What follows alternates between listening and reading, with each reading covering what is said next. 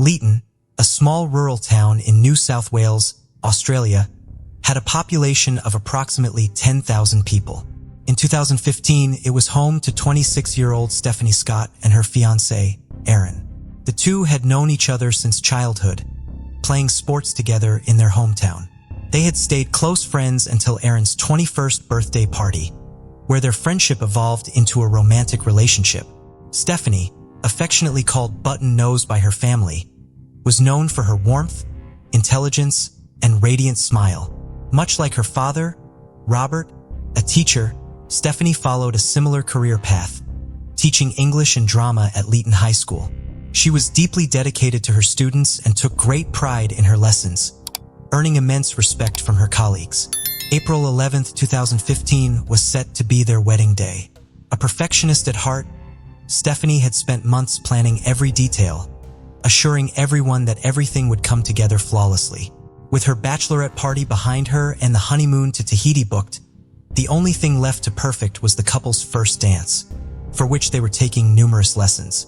As the first weekend of April approached, the big day was now just days away, and Aaron asked if Stephanie wanted to join him out of town for a party, but she said she would leave it, having a couple of more bits left to sort out. One of these things was getting a final plan in place for her students while she was away on her honeymoon. April 5, 2015 was Easter Sunday, and at about 11 a.m., Stephanie headed into her school to drop off the handover for the substitute teacher. Stephanie parked her car outside and then walked to meet a colleague that lived near the school. They both went together to unlock the gate, with Stephanie locking it after her and keeping hold of the keys as she headed for the English teacher's staff room. Whilst there, she sent an email to a bus company confirming the transport for her guests to get to the wedding. And after this, she carried on working for another couple of hours. Happy everything was finally sorted, she left the admin block, keys in her bag, heading for the gates. Aaron knew she was going to be away for a few hours, of course, but as the sun started to set and there was still no word from her, something felt wrong. He had been texting her the previous evening, and in the morning getting prompt replies, but since the middle of the afternoon he had heard nothing back. He got home at around 7:20 p.m., but there was still no sign of her and her car wasn't outside either. Aaron tried to put his panic aside, hoping maybe the stress of the wedding and leaving her students for so long meant she just needed a little space. But to be completely silent like this was just not like her. Although planning a wedding is stressful to say the least, Stephanie had by all accounts very much enjoyed the process. And in the previous days, she had been telling all of her students about her dress and the wedding food. This wasn't someone that seemed nervous or overwhelmed. This was someone that was excited and ready for the big day. Aaron slept badly and woke up early, messaging her again before he started calling her family. At 4:30 that afternoon, over 24 hours since anyone had heard from Stephanie, Aaron went to Leeton Police Station to report his fiancée missing. Police wondered that because her car was also missing, if she had left the school and got into an accident, possibly rolling into a ditch or a creek and getting stuck there. Helicopters were deployed to start searching the area, as officers on the ground went straight to her last known location, Leeton High School. Due to it being Easter Sunday, few people were in the school that day, which limited the witnesses, but also ruled out hundreds of people, actually making the police's job a lot easier. A check of the alarm inside Stephanie's classroom showed that she had disarmed it at 1:31 p.m. and rearmed it at 1:38 p.m., so they knew she was definitely around at that time. But after this, there was nothing really to note. They tried to use Find My iPhone, but it was turned off. There was also no activity on her bank accounts or social media since Saturday 4th. By April 7th, appeals were now underway via social media, with one post being shared over 1,500 times in just a few hours. Local news stations were running the story and hundreds in the small community were out searching. But given how out of character this was, and now being less than a week away from her wedding day, hope was quickly starting to fade. Her mother, Marilyn, said, "I think if we don't find her today, you can't let yourself think about it, but you do." One witness who was around Leeton High School on Easter Sunday said that at 2 p.m., she had heard some noises that sounded like things being moved or dragged across the ground. She remembered she saw Stephanie's car underneath a covered walkway, but of course didn't think anything of it. But she did also notice her car disappear. Another witness who worked in the school told detectives she had a strange conversation with one of the school's cleaners the following Monday morning. As the school was now buzzing with gossip, speculation, and worry, the witness asked the cleaner if he had seen her before she disappeared. He said he hadn't. When they asked him if he thought Stephanie might have run away because of nerves about the wedding, she said he let out an odd and inappropriate giggle that left her with an uneasy feeling, and his face was covered in scratches. The cleaner was 24-year-old Vincent Stanford, and he had to be questioned. Detectives briefly spoke to Vincent, and he said he had popped into the school to take out the bins despite not being scheduled. But he hadn't been there long as he had to go food shopping. He said he didn't see Stephanie while he was there and couldn't help them. But hey, good luck with your search, he said. While his vehicle had been picked up driving away from the school just after 3:30 p.m., which went with the times he said he was there, when officers called the store he claimed he went to. They said that due to the dates, they were actually closed. He would have no reason to lie about the store he had gone to. And as a result, Vincent was now a person of interest. Police went to interview him again, this time more thoroughly. He lived at his mother's house, and when they got there, she let them in. Vincent wasn't there at the time, but his mother gave police permission to walk through her home and take a look. It was here that they found a set of keys and a red and white lanyard. Keys that matched description of Stephanie Scott's. As they were bagging things up, Vincent returned in his car. They seized his vehicle right away and found some MDF boards in the back with what appeared to be blood on them. Outside the front of the house, they had spotted some tire tracks which didn't match his vehicle.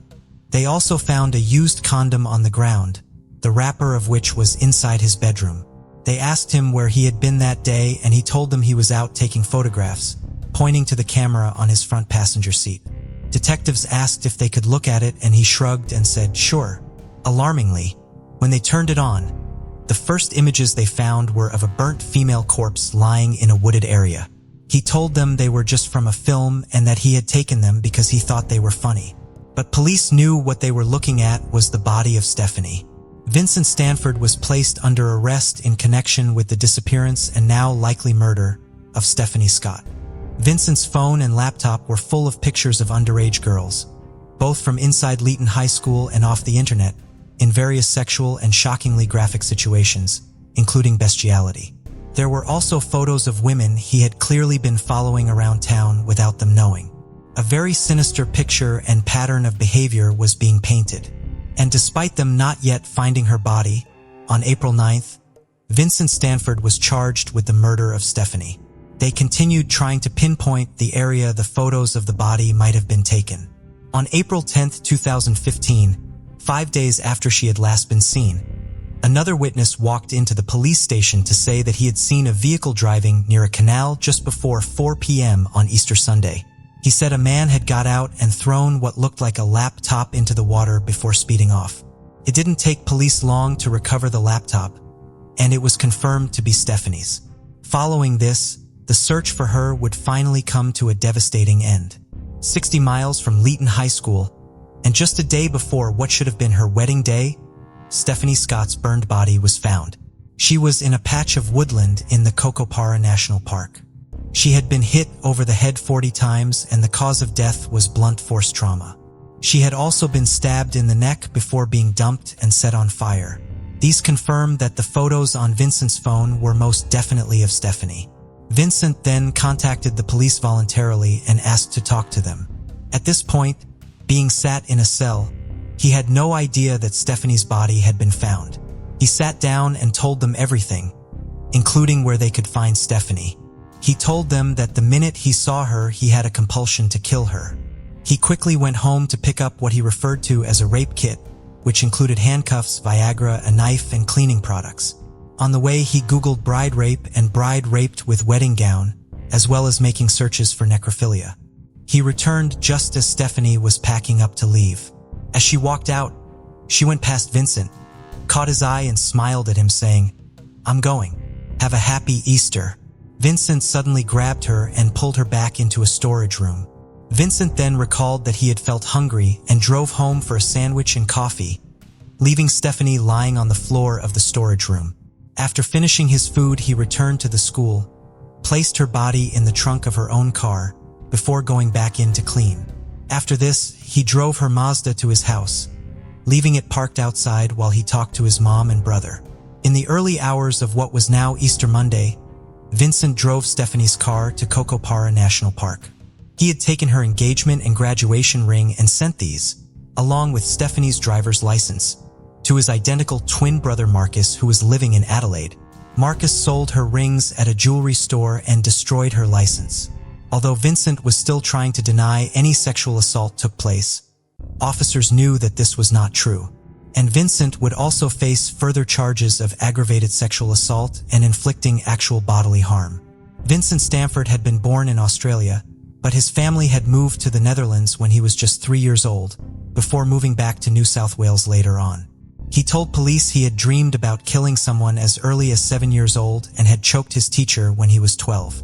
His classmates used to call him psycho because of his violent outbursts. Vincent was made to attend what was called a behavior school because of his unruly behavior, limited social skills, limited friendships, and oppositional behavior. He said he was never able to adapt to society, adding, "I would have to require emotions, I have almost none." He was later admitted to an adolescent psychiatric center where he was diagnosed with autism and oppositional defiant disorder. After he was released, Vincent told police he wanted to go to university or join the army, but he was rejected by both. It was after this that he went on to get a series of jobs before getting the job as the cleaner at Leeton High School. He had only been hired on a 5-week contract, but this had been extended. When he started to work in the school, he often lurked in the girls' toilets when students were on their lunch break. From delving deeper into his phone, detectives found that Vincent had stalked a 12-year-old girl in the school and 2 other women who worked in nearby shops before he killed Stephanie. They found almost 2,000 photos of the 12-year-old on his phone, and he had even written about her in a journal. He had followed her home several times and started taking notes of when she was out and who else was in her house. One of his entries read, "Home alone 1540. Time enough to abduct." It is thought that his intended target was initially this young girl. And when this plan didn't happen, he went to the school where he set his sights on Stephanie. Results from inside his vehicle came back and showed that the stains on the MDF boards were positive for Stephanie's DNA. And inside the Stanford home, they found Stephanie's blood on a knife, on some lining to the inside of her own car, on some condom packets, and they also found her bra. As Vincent carried on with his progressively more disturbing interviews, the businesses in Leeton closed along with the classes at Leeton High School being canceled, so that the community could attend a public memorial and celebration of life for Stephanie. Everybody wore yellow, her favorite color, and what should have been hers and Aaron's first dance song, Keith Urban's Making Memories of Us, played as everyone said goodbye. It was a huge turnout of around 1,000 people. And later on, in the picturesque venue that was supposed to host the couple's wedding, Stephanie's funeral would be held. After this, more shock would come for the family when police announced that they had made a second arrest in Stephanie's case. Vincent's twin brother, Marcus. Despite his confessions, it actually wasn't clear how things would go in terms of a court case, as Vincent did not initially enter a plea. But based on all the evidence presented by the prosecution and police, it was ruled that the case was definitely capable of resulting in a conviction before a jury, and he was committed to stand trial. Psychological tests are being carried out by experts, and they revealed that they believed he was absolutely a serial killer in the making. He was void of emotion or empathy. He was an unbothered, often laughing and shrugging things off as he spoke. Fortunately for Stephanie's loved ones, they would be spared any such trial. As in July 2016, Vincent Stanford finally pleaded guilty to her rape and murder. While the courts looked into his sentencing, Vincent's twin brother Marcus would also face his own charges. After he admitted to selling Stephanie's rings, destroying evidence and helping Vincent to cover things up, he was sentenced to 15 months in prison. He was subsequently released in October 2016. Almost 60,000 people signed a petition calling for this to be appealed, describing his sentence as pathetic. But nonetheless, Marcus came out of prison and briefly went back to Leeson with his mother. It is unknown where he is now, after residents made it clear he wasn't welcome there. The twins' father, Steve, said he was baffled and horrified by Vincent's crimes. "I don't want to call him. I don't want to sit down with him. I don't want anything to do with him. I don't know why he did it. I never asked why he did it. And to be honest, I don't want to know. The day before Stephanie would have turned 28 years old, Vincent Stanford was sentenced to life in prison for murder and 15 years for aggravated sexual assault. In court, Stephanie's mother, Marilyn, said Vincent was too pathetic and inept to make a life of his own, so he chose to take a life he had no right to. We will never know what she suffered, but to know that she suffered at all is too difficult to bear. Stephanie's family called for more stringent screening and assessments of employees working at schools, and they also settled a civil case privately with the New South Wales Education Department. Their lawyer said the primary reason for taking action was to ensure that the sort of risk that Stephanie Scott was exposed to is not repeated in the future, and that more stringent screening procedures are in place for employees who work at public institutions, such as schools. More tragedy would strike for the Scott family when, just over a year later, Stephanie's father Robert would lose his life in a freak accident when a tree fell on him, crushing him to death. He too would be laid to rest at the same place his daughter was. After the loss of Stephanie, Aaron moved to Europe to try and escape some of the pain associated with New South Wales. 5 years after losing her, he found love again and celebrated his engagement to Samantha. The Leeton mayor said the loss of Stephanie is something the community will never forget, and there were even books written about her case. I think as time goes by, you tend to try and not think about the event, the horrific nature of what happened. People simply can't believe something of that nature happened here. It is just unheard of. The whole circumstances around it. To think her life ended as it did when it was just starting, the mayor said. Her family hoped that Stephanie is remembered for all of her amazing traits and her passion for teaching, helping, and coaching people. They said Stephanie embodied all this is good about humankind. She made a tangible difference to the lives of so many people. Stephanie would want us to resume our lives. We need to be kind to ourselves and let the music and fun back in. Discover the chilling world of secret crime mysteries, where we delve into the most perplexing cold cases and unsolved crimes. Join us as we unravel hidden clues and explore haunting mysteries. Subscribe now and be part of the journey to bring these cases to light. Pakistan is a captivating country, home to some of the most stunning landscapes found anywhere in the world. Despite facing significant social and economic challenges, Pakistan's history is both fascinating and compelling. With a population exceeding 200 million, over 10 million people reside in the city of Lahore, the setting of this story.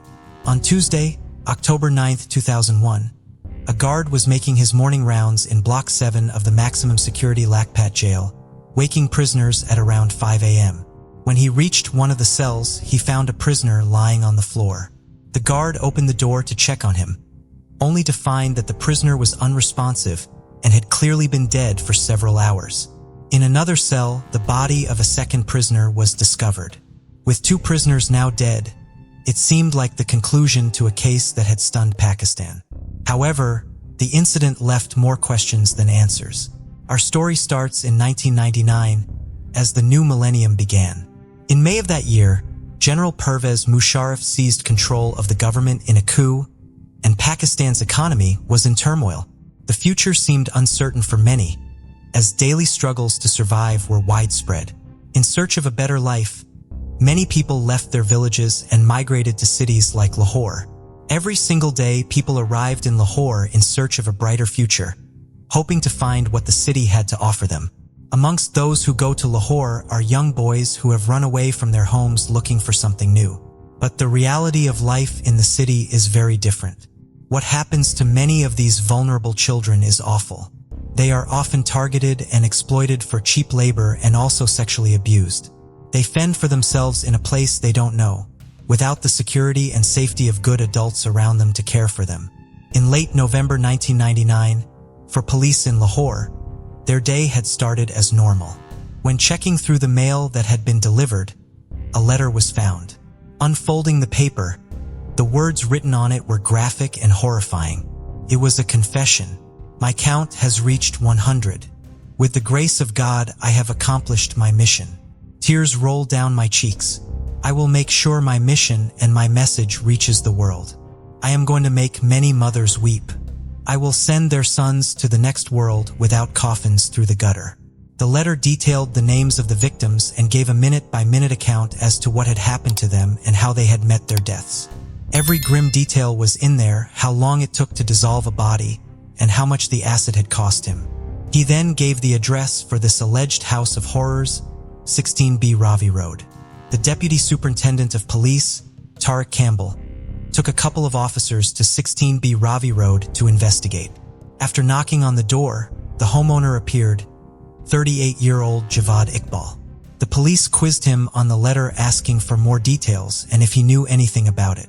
Javad quickly became unpredictable and volatile, grabbing a gun and saying he would take his own life if they didn't go away. So the police left. They didn't question him further. They didn't remove the gun. They didn't even go into the property. This man can't be a killer of 100 kids. He's a nutcase, Campbell said to the fellow officers. As they walked away from 16B, they had no idea that they had just encountered evil. They had walked away from Pakistan's worst serial killer. November 22, 1999. A package was delivered to the office of the Daily Jang, the oldest broadsheet newspaper in the country. It had been sent to the chief crime reporter, a man called Jamil Chishti. Upon opening the package, Jamil discovered a handwritten letter and a series of photographs. The letter read as follows: "Today I have completed my target of killing 100 children. I'm enclosing photographs of the victims, who they are, and where they are from. I want you through your newspaper to tell the world what I have done. I'm giving you my 32-page diary. It is my full confession of 100 murders. If you go to my home, you will find all the evidence. When you discover what I have achieved, it will shock the world. My first victim was a 14-year-old from Fazilabad. I gave him some sleeping tablets and orange juice. When he was asleep, I placed a gas mask on his face and gave him cyanide. He was dead within 10 seconds. His body was put into a drum of acid, and in one night turned to liquid. After that, I started murdering every night and disposing of the bodies. I am Javad Iqbal." The parcel also contained the 32-page diary he had mentioned in the letter and a notebook, giving horrific and disturbing details of each murder. After going through the contents of the envelope, I thought there could be two possibilities. Either someone was trying to frame him or this man has really done it, Jamil would later say. He wasted no time and went straight to 16B Ravi Road with one of his colleagues, the address that had been given on the letter. They climbed the wall and jumped over. The property had been abandoned and padlocked. After gaining entry, they found clothes and shoes piled up, alongside sleeping pills and children's board games. Several blue plastic barrels were also dotted around. This was a detail that had been mentioned in the letter. Both of them could smell something strange and unpleasant. All around the apartment, cards were pinned up on the walls giving details of alleged victims and how they had been murdered. One card said that he saw himself as a type of vigilante, accusing the government of failing to act on crime. This area has been turned into a breeding ground of crime. Runaway children seek refuge here and learn to commit murder, theft, pickpocketing, and get involved in immoral activities. If the government can't stop this, then ordinary people will have to find their own solution, as I did. One of the other cards read, "The 5 sacks lying in one corner of this room contain the clothes of 100 victims, while the remaining 3 sacks contain 85 pairs of shoes belonging to them." Another card read, "The bodies in the house have been deliberately not disposed of so that the authorities will find them after my suicide. I'm going to jump into the river Ravi to commit suicide." As they carried on looking through the property, the strange smell still hung in the air. They decided to take the lid off of one of the barrels. Nothing could have prepared them for what they found. There, floating in an unknown liquid, appeared to be human remains. It appeared that the confession had been true. The newspaper decided to take the story to print, and on the December 3rd, they ran the shocking headline, "Claim of Murder of 100 Kids." They printed the photos and names of 57 missing boys who were now presumed murdered. The shoes and clothes that had been found were taken to the police station in order for them to be identified and linked to any of the missing boys. Parents broke down in uncontrollable sobs as they recognized the clothes of their children. The police ran tests on the contents of the barrels and found that they contained a combination of sulfuric and hydrochloric acid. They had a confession. They had a detailed account of the murders. They had a crime scene. They had several bodies. But they had no suspect in custody. Javed Iqbal was on the run, and the largest manhunt Pakistan had ever seen was launched. It had now been a week since the letter and confession had been sent to the Daily Jang. 2 people were arrested after attempts had been made to cash checks that belonged to Javed Iqbal. They allegedly told the police that they were partners in crime and confessed to committing sexual violence against some of the boys that had been killed. The police still couldn't find Javed Iqbal, and the hunt was ramping up to find him.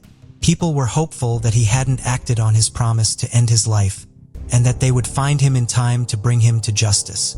Another man called Ishaq Biller had also been arrested as an accomplice for allegedly being the one who had sold Javed Iqbal the acid. Just a few days later, on December 7th, Ishaq was being interrogated at the CIA headquarters in Lahore. During the interrogation, he jumped out of a window on the 3rd floor. He was killed instantly, and witnesses who saw this happen said he was not wearing handcuffs when he fell. It was reported that when a post-mortem was carried out, there was evidence to suggest that force had been used. 3 officers were arrested following his suicide, and 2 senior officials were transferred. It was unclear as to whether or not they were amongst the 3 officers that had been arrested. With one of the alleged accomplices now dead, they needed to find Javed Iqbal sooner rather than later. As he had said, his plan had been to drown himself in the Ravi River. The police searched the river with nets, but nobody was found. Just as they were losing hope, the news would soon come in that they had been waiting for. The December 29, 1999, Javed Iqbal finally surrendered. He walked into the office of the Daily Jang and told the staff working there, "I am Javed Iqbal, killer of 100 children. I hate this world. I am not ashamed of my actions, and I am ready to die. I have no regrets. I killed 100 children. I could have killed 500. This was not the problem. But the pledge I had taken was of 100 children, and I never wanted to violate this." Those working in the office were stunned. What was even more surprising was that he spoke to journalists there for the next hour, detailing how he had committed the murders and disposed of the bodies. Employees of the paper quickly contacted the authorities, and more than 100 soldiers soon had the building completely surrounded. When speaking with the journalists, the only pity he showed was towards himself, saying he was a victim of the police system, irregularities in the jail system in Pakistan, and injustice in other sections of society. He was swiftly placed under arrest. As the pieces of the puzzle were coming together, more and more was coming out about Javed and his disturbing past. He was the 6th child of a wealthy family. He had 4 sisters and 5 brothers. His father was a successful businessman, and both he and his wife doted on their son. He was spoiled and pampered, constantly told how brilliant and how intelligent he was compared to his siblings. Early on in his childhood, he showed signs of serious aggression. He would physically attack other children and would also kill animals. His brother said, "As a boy, he was violent and eccentric. He would give a lot of headache to our parents. Javed would go into a trance. Sometimes he'd wake everyone up in the middle of the night and ask us to line up behind him. It was like some spirit had possessed him. I really think he was possessed as a kid." According to his brother, if Javed wanted something and their father refused, he would threaten to harm himself until he got his own way. Upon leaving Islamia High School, he went on to attend Islamia College. He had an engineering business set up for him by his father, who also purchased 2 villas, and a steel recasting business was run from one of the properties. Whilst working, he employed young boys to work in the business, as it was cheaper to employ them. In 1983, after years of refusing to allow his parents to arrange a marriage for him, he announced he would be getting married to a bride of his own choosing. She was the older sister of one of the boys he knew. It was reported that this was orchestrated by Javed to stop the boy from leaving him. The couple would go on to have a daughter. His violence soon began to come to the surface again. He committed assault against the son of a well-known and highly regarded resident of the area, and the incident was taken to the elders. Javed confessed what he had done and signed a document, promising he would not do it again. Copies were printed of the document and put up around the area, and he visited 100 shops to apologize for his actions. He also set up a shop selling video games, the first one of its kind in the area. He offered lower rates for young boys or would give them things for free. One particularly insidious thing he would do would be to drop money on the floor near a boy. Once the boy had picked up the money, Javed would say his money had been stolen and that he needed to search everyone. Once he found the money on the boy who had picked it up, he would take him to a different room, saying he needed to perform a strip search. He would then brutally sexually attack the boy. Sometimes he would give the boy the money to keep as a so-called gesture of goodwill. People in the area quizzed him on why he only hired young boys. He said he was doing it out of the kindness of his heart, helping runaways and caring for them, adding that he loved them. Parents in the area stopped letting their children visit his shop, so he started both an aquarium and also a gym in a bid to get boys to go. Another one of his schemes was to set up a school with air conditioning called Sunnyside School. The school failed as parents refused to let their children attend. Another business was a shop that sold products at a discounted rate. But this too failed after just a few weeks. Not only was he wealthy, he also maintained good connections with the police and invested in a magazine called Anti-Corruption Crime, often praising the police for their work. During this time, he interviewed more than 20 officers about their lines of work and duty. He lied to his neighbors and said he was a high-ranking police officer who worked in an anti-corruption unit. He was acutely aware of how the legal system worked. He would later serve a 6-month stint in prison for rape against a boy. But even this did not make him afraid of the authorities or of being caught. In late 1990, a father filed a complaint with the police, alleging that Javed had raped his son. After the police failed to locate him, they arrested his father and 2 of his brothers, keeping them in prison for 7 days. Javed still refused to give himself up. On the 8th day of their detention, the police made another arrest. This time it was a boy who had been staying at Javed's house, and he too was taken to the police station. Just a few hours later, Javed Iqbal showed up. He verbally abused members of his family for failing to stop the police from arresting the boy, before finally giving himself up to the authorities in exchange for the boy's release. It was later alleged that he had bribed the police and the parents of the boy who had filed the complaint, in exchange for no charges being filed. His brother would later say in a documentary that the family had found out about Javed's pedophilia in 1991 after he had been taken into custody, accused of raping 2 young boys. "I had a lot of friends in the police. If I had any problems with my neighbors, my police friends would help me out. 2 young boys accused me of rape. It was in the newspapers and my neighbors confronted me. They wanted me to leave. I was angry. My family raised 160,000 rupees and the money was handed to the police. Police officers don't care about runaway boys. All they want is the boys for themselves and spend the night with them." So disgusted by his actions, his wife left him, and most of his family severed ties too. Javed would later remarry and have a son, but this marriage soon fell apart too. When his father passed away in 1993, few were left who would protect him. When he was next caught, he was beaten and thrown out of the area.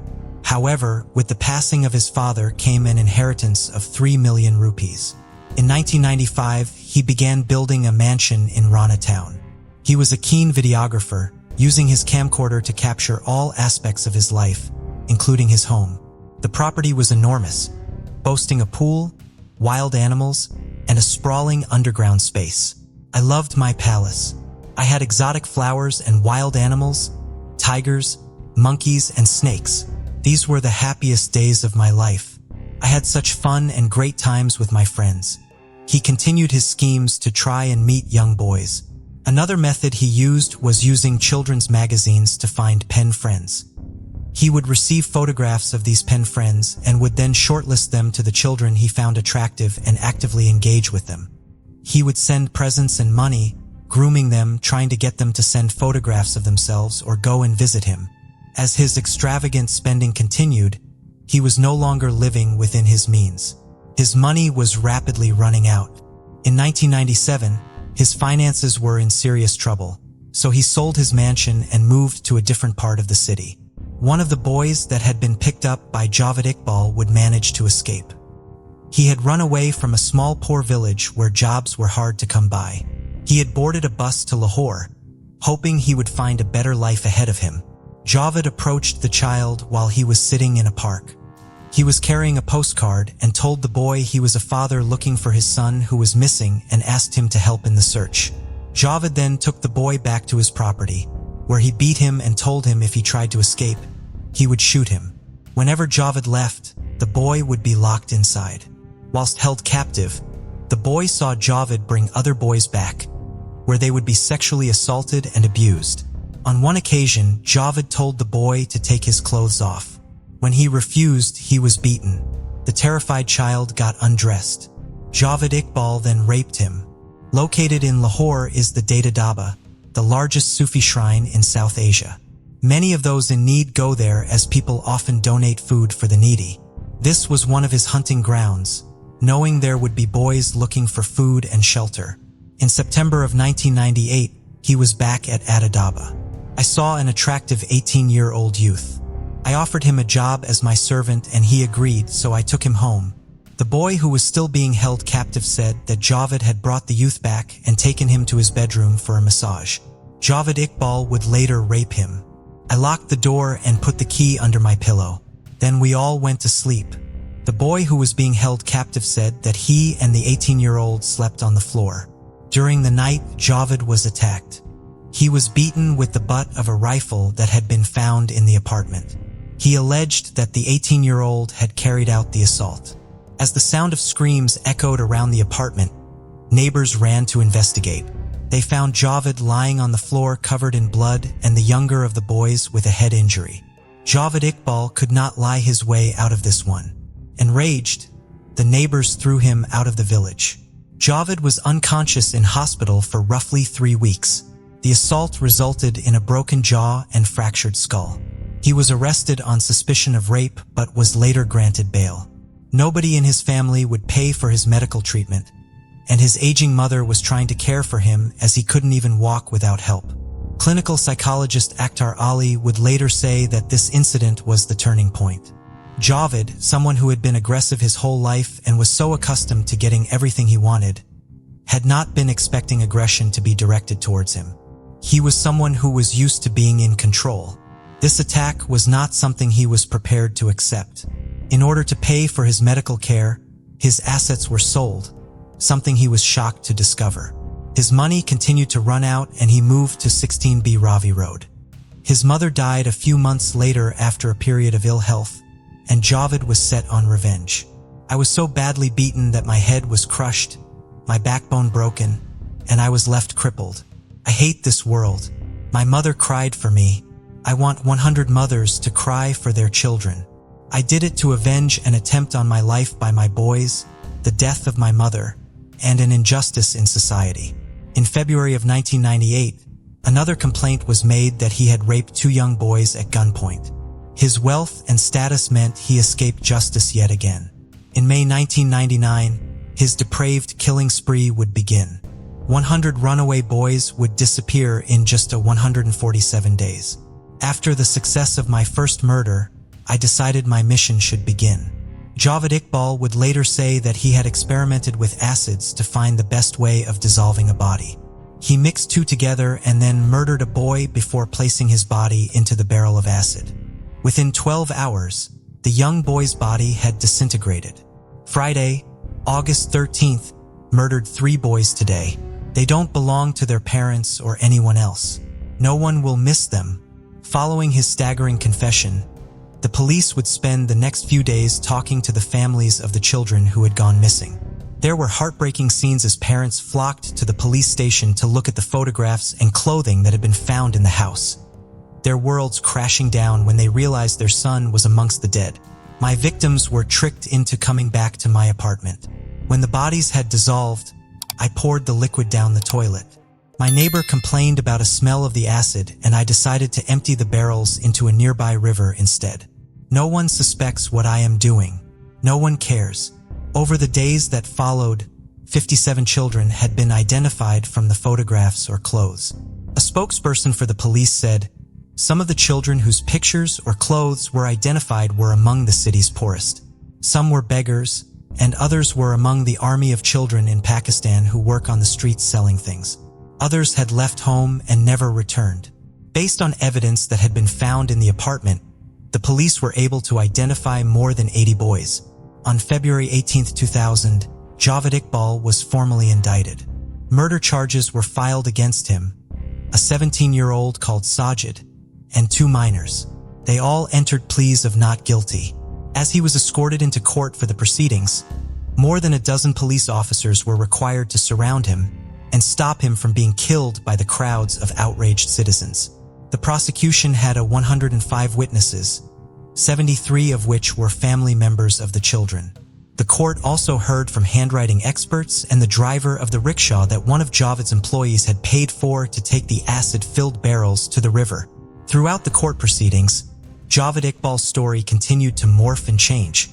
He would say that the children were alive, and that the clothes found in the apartment were all just second-hand ones that he had picked up. He would then later say he had committed the murders as an act of revenge for the injustice meted out to him. During the trial, Special Public Prosecutor Ashgar Rakari argued that Javed's written confession was not only a key and valid piece of evidence, but that there were witnesses who could corroborate its authenticity. People who had seen him with young boys who had later gone missing.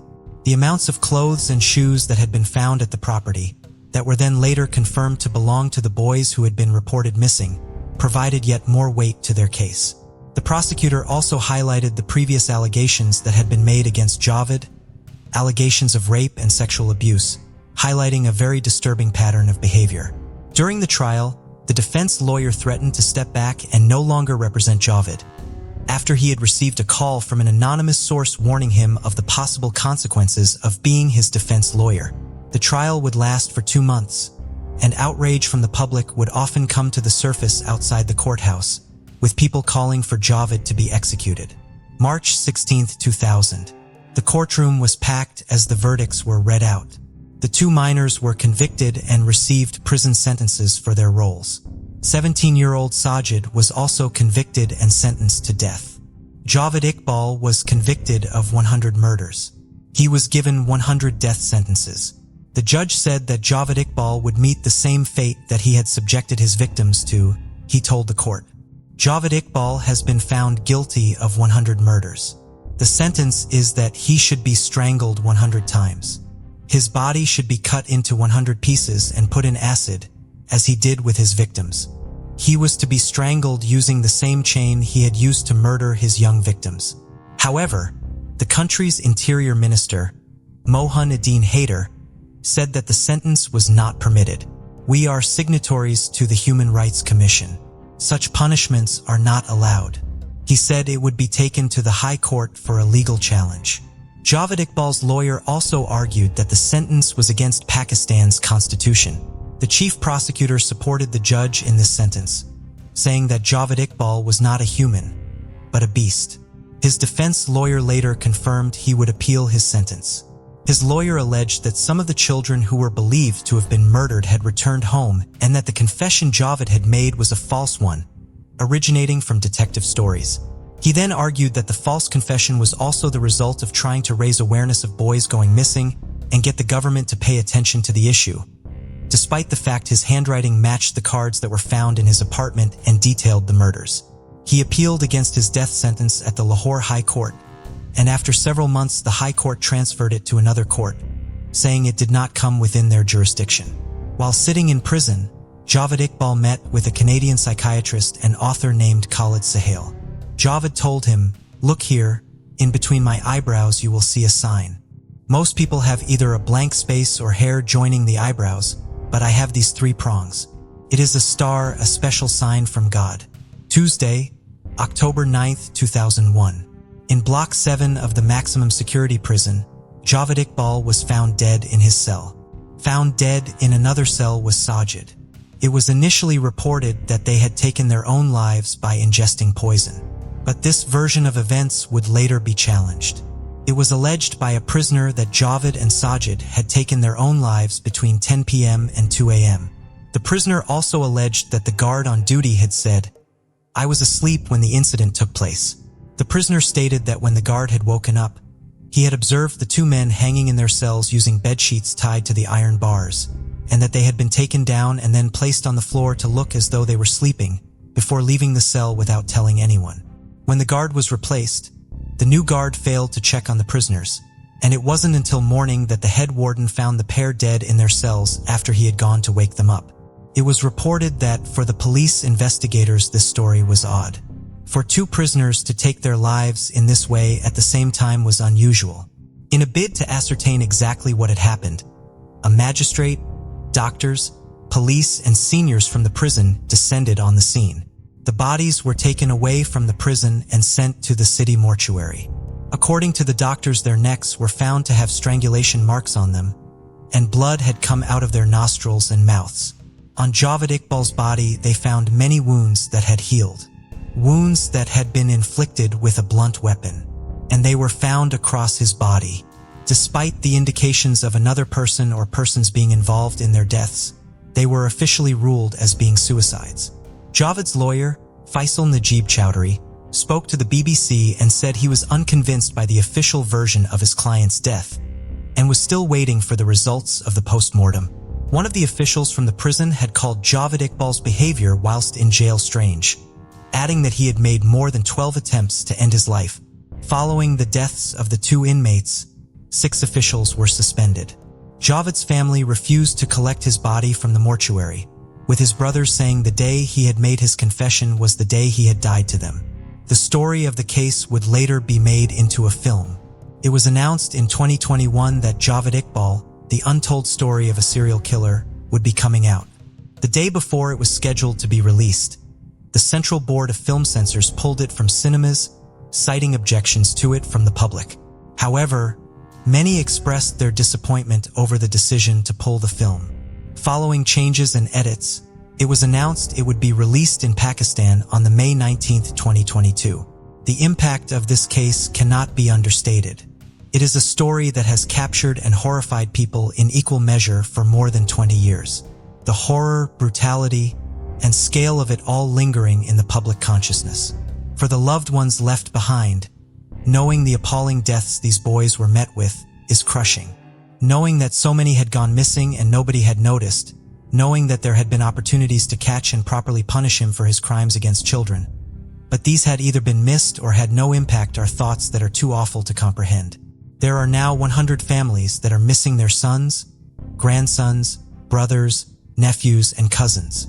For many of these boys, hopes and dreams of a better life in the city were cruelly and brutally snatched away. Words almost seem futile when trying to wrap up a case like this, but the least one can do is think of these boys and their families, and hope that such atrocities never ever happen again. On November 18, 2020, the Decatur Police Department in Decatur, Alabama, received a phone call that stumped the switchboard operator. Eventually, the call was redirected to Detective Sean McAdam of the Violent Crime Unit. The first thing the caller said was, "I want to confess to a murder I did years ago."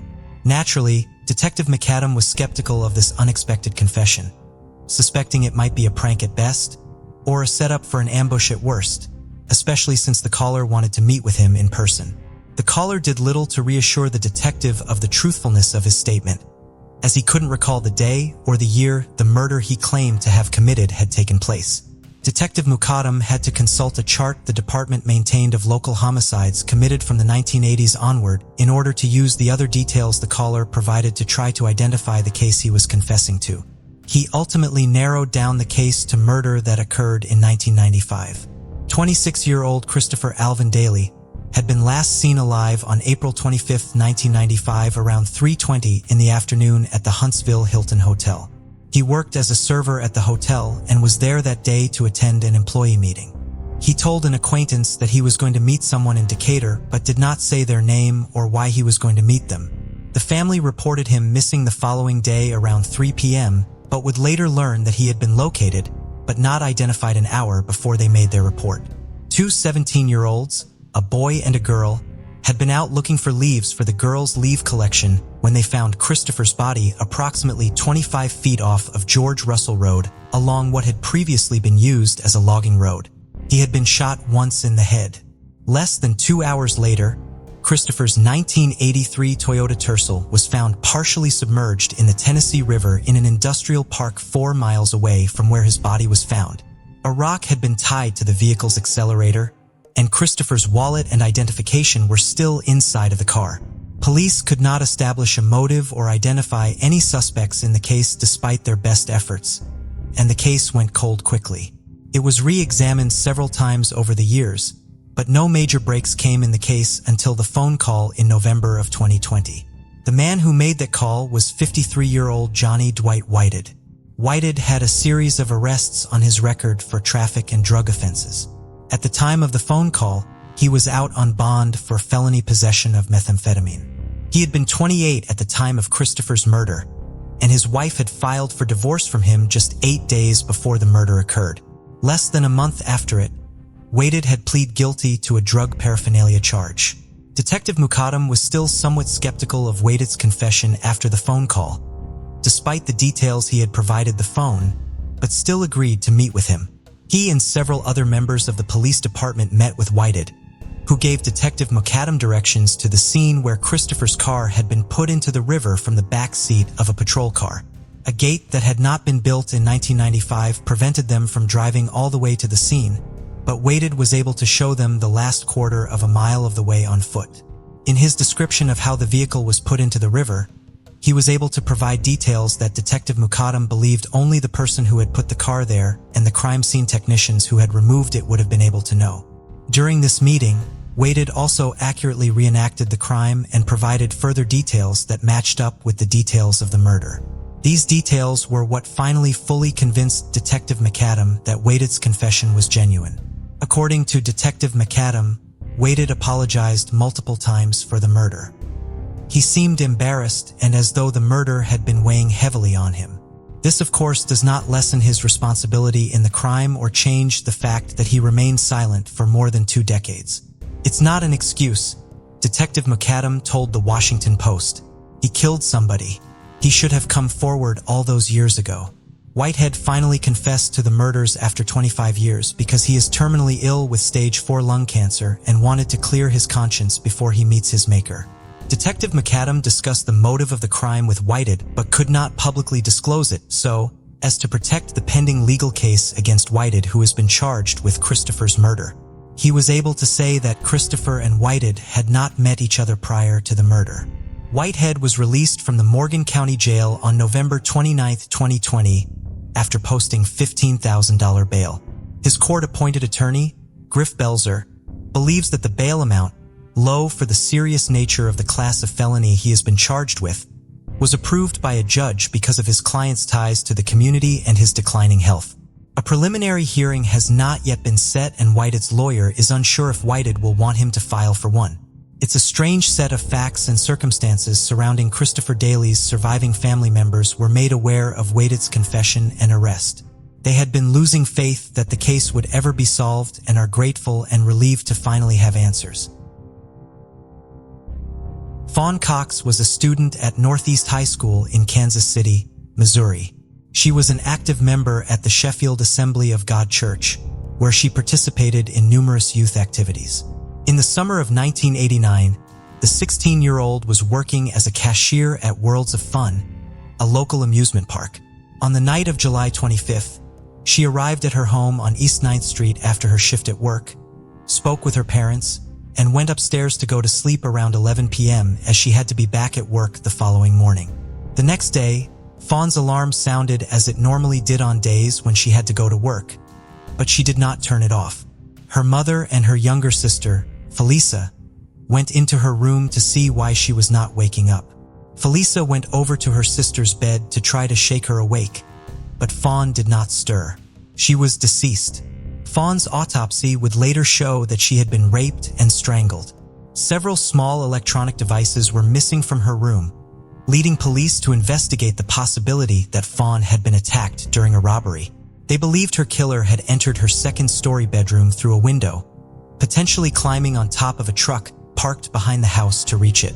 Vaughn shared her bedroom with one of her sisters, but had been the only member of her family sleeping upstairs on the night of her death. Her parents and sisters had been sleeping downstairs because they had air conditioning units on the main floor. None of them heard any of the noise from the attack during the night, potentially because of the noise generated by the air conditioning units. The only unusual thing they noticed that night was the agitated behavior of the family dog, which they had simply attributed to the fact that she was pregnant at the time. 3 arrests were made in the case within a month of the murder. 2 of the suspects were juveniles. At least one of the suspects remained in jail for 8 months until the case against him fell apart. The witness whose testimony led to the arrests admitted that they had lied to the police, and the charges against all 3 suspects were dropped. The killer's DNA was found at the crime scene in semen and in hairs. As technology progressed over the years, the DNA profile from that evidence was able to exclude the 3 original suspects as well as several others. No match to it was ever found in any criminal database. By 2019, as genetic genealogy was solving cases all over the country, the Cox family questioned why the new technology was not being used in Fawn's case. As happy as they were that so many families were finding the answers they had spent 3 decades chasing, they did not see why the same technique could not be used in Fawn's case when a DNA profile was available. The Kansas City Police Department had not used genetic genealogy in the case because of a lack of funding. Fawn's family therefore began fundraising to cover the cost, hosting a motorcycle ride, t-shirt sales, auctions, and pool tournaments. However, the police would not accept the funds. According to Sergeant Jake Bakina, the department had to serve everyone equally and could not allow certain cases to receive more advanced tests over other cases based on a family's ability to pay for them. The Cox family argued that the money should be accepted because it wasn't theirs. It had been contributed by the community at large. Kansas City Police began looking into federal grants that could be used to cover the cost. Eventually, the FBI took on the cost of using genetic genealogy in Fawn's case, and in November of 2020, Fawn's murder became the first case in Kansas City solved using genetic genealogy. Fawn's killer was identified as her own cousin, Donald Cox Jr., who had been 21 at the time of Fawn's murder. He had died of an overdose in 2006. His death was ultimately found to not be the result of foul play but had initially been treated as suspicious. The medical examiner had therefore opened an investigation and saved a blood sample from his autopsy. DNA was extracted from that sample to confirm that Donald's DNA was a match to that found at the crime scene. The Cox family's relief at finally having Fawn's killer identified was of course complicated by feelings of betrayal, as Fawn had been taken from them by someone within their own family. However, when the Kansas City Police Department notified Fawn's parents of the identification, they did say that they had occasionally suspected their nephew of being involved in the crime over the years. "It's a relief that there's closure," said Felisa Cox after the announcement was made. "The answers aren't always what we were asking for, but there's closure." Siobhan McGinnis was, according to her father, a genius who spoke perfect English by the time she turned 4. She was also a happy and outgoing child who was always smiling. On February 5, 1974, the 5-year-old went to a friend's house to play.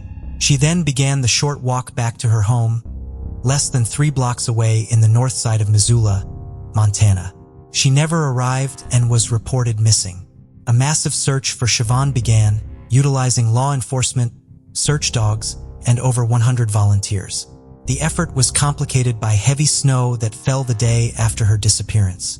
On February 7th, 2 days after Siobhan went missing, her body was found in a snowy drainage culvert near the Tura exit of Interstate 90, east of Missoula. Her autopsy would reveal that she had been sexually assaulted and sustained a head injury and 2 stab wounds to the chest. Police investigated several suspects, including a 15-year-old boy who underwent a lie detector test and questioning under the influence of sodium amytal before being cleared. Police identified a vehicle that was potentially connected to the case, a green Cadillac with New York State license plates, but never located it. Despite an exhaustive investigation involving multiple law enforcement agencies, the case ultimately went cold. Same bowls from Siobhan's rape kit were thankfully properly stored following her murder, and they would provide authorities with the killer's DNA profile once technology advanced to the point where it was possible to extract it. It was run through criminal databases, but no match was ever found. The Missoula City Police, the Missoula County Sheriff's Office, the Missoula County Attorney's Office, the Montana Department of Justice, and the FBI would all contribute to the investigation over the years. In 2019, Missoula Police began working with the Cold Case Squad at the Missoula County Sheriff's Office to explore other ways of using the DNA evidence to solve Siobhan's case. They worked with Othram Incorporated to use genetic genealogy in the case, an effort which eventually led investigators to a potential suspect. That suspect's children were contacted, and they provided DNA samples for comparison, which confirmed that the suspect was the contributor of the DNA from Siobhan's rape kit. On October 26, 2020, more than 46 years after Siobhan's murder, Missoula Police Chief Jason White announced during a virtual press conference that DNA had identified Richard William Davis as a suspect in the case. In addition to the DNA evidence, police learned that Davis had driven a green Cadillac with New York plates in 1974, and photographs of him from that time period were consistent with descriptions given by 2 eyewitnesses. Davis could not be arrested, however, because he had died in 2012 at the age of 70 in Cabot, Arkansas, where he had lived since the late 1980s. Davis was a born-again Christian and had worked for years as a truck driver. He was survived by a wife, 4 daughters, 9 grandchildren, and a great-granddaughter upon his death. His family has cooperated with the investigation and reached out to Siobhan's family. During their virtual press conference announcing the resolution of the case, Siobhan's half-sister Una, appearing through a video conference, requested that the public show Davis's widow and daughters the same kindness they have shown her family and respect their privacy during this difficult time. The family of the suspect are very, very, very, very kind people, Una said. They did not have to cooperate or care about these things, but they were willing to do this for us, and they have reached out to us. They sent a very lovely statement to our family from theirs, and they are also experiencing their own new family tragedy. Authorities do not know why Davis was in Missoula in 1974 and believe he may have just simply been passing through. He lived and worked all across the United States during the 1960s-70s. He was a missionary on the Sioux Reservation and later a mine worker in South Dakota in the 1960s, a school bus driver in Alaska in the mid-70s, and a security guard at the Arkansas School for the Deaf and Blind in the late 1970s, early 1980s, when he was also a volunteer with Big Brothers Big Sisters. He is also known to have lived in Pennsylvania and New York and to have traveled extensively to numerous other states. While Davis has no known criminal convictions, he had previously been connected to other crimes. After authorities in Missoula notified the Village of Bath Police Department in Bath, New York, of Davis's connection to murder, they reopened one of their own cases. 24-year-old Barbara Jean Alexovich disappeared in 1973 when Davis was living in Bath and working at a local dairy. Davis was known to police because of several alleged incidents of attempted child luringings, including an attempted abduction of an 8-year-old girl the same year Barbara went missing. Barbara and her husband had been at the local Elks Lodge on the night of October 3, 1973, and she left the establishment to walk the 2 blocks to their home alone. She has never been seen again. Police are asking anyone with information about Davis during his time in Bath or Barbara Alexovich's to contact them. Shortly after the announcement of the identification of Davis, Siobhan's family announced plans to memorialize her in Missoula. The Zootown Arts Community Center is currently raising funds to create a rooftop garden in Siobhan's memory, which Siobhan's mother hopes will serve as a place that will bring the entire community together. If they are unable to execute the rooftop garden as planned, any funds that are raised will be used to create an alternative memorial. As the cultural heart of Japan, Kyoto is the last place anyone would expect a mass murder to take place. However, on the humid, overcast morning of July 18, 2019, one man's pursuit of revenge over a perceived act of plagiarism would send shockwaves across the world. His actions would take the lives of 36 people and injure 34 others, making it the deadliest attack on Japanese soil since World War II. With iconic works like Studio Ghibli's Spirited Away and My Neighbor Totoro, as well as beloved titles such as Sailor Moon and Gundam, anime is a $2 billion industry and has long been a cornerstone of Japanese culture, enjoyed by children and adults worldwide.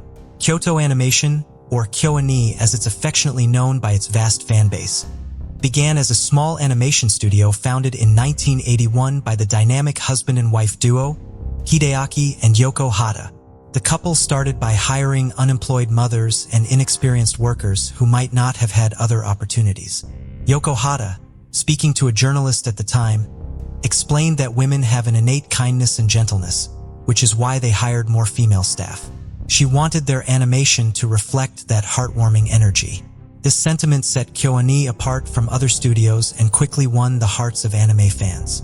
Over the years, the studio expanded and gained immense popularity for producing high-quality anime and exceptional storytelling, releasing over 28 television shows and films between 2000 and 2019.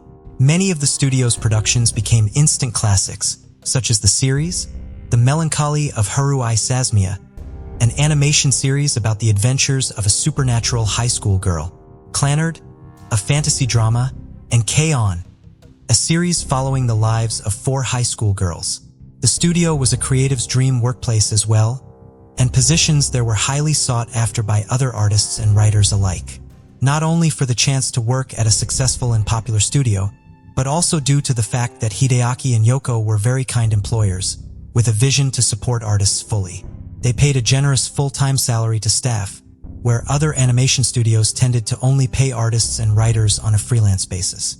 They also offered an array of training opportunities within the studio, as both Yoko and Hideaki believed from the beginning in fostering artistic talent wherever they found it. One way in which the studio discovered new talent and up-and-coming artists was by running the annual Animation Awards competition, a yearly cash prize contest open to professional and amateur writers alike, and offering the chance for lucky winners to have their stories published and adopted by the studio. Unbeknownst to Hideaki and Yoko Hata and others at KyoAni, it would be the same competition that would spark a hatred so deep in one man and flame his obsession with revenge, culminating in one appalling act of violence. The morning of Thursday, July 18th, started pretty typically for the employees of the KyoAni Studio 1 building.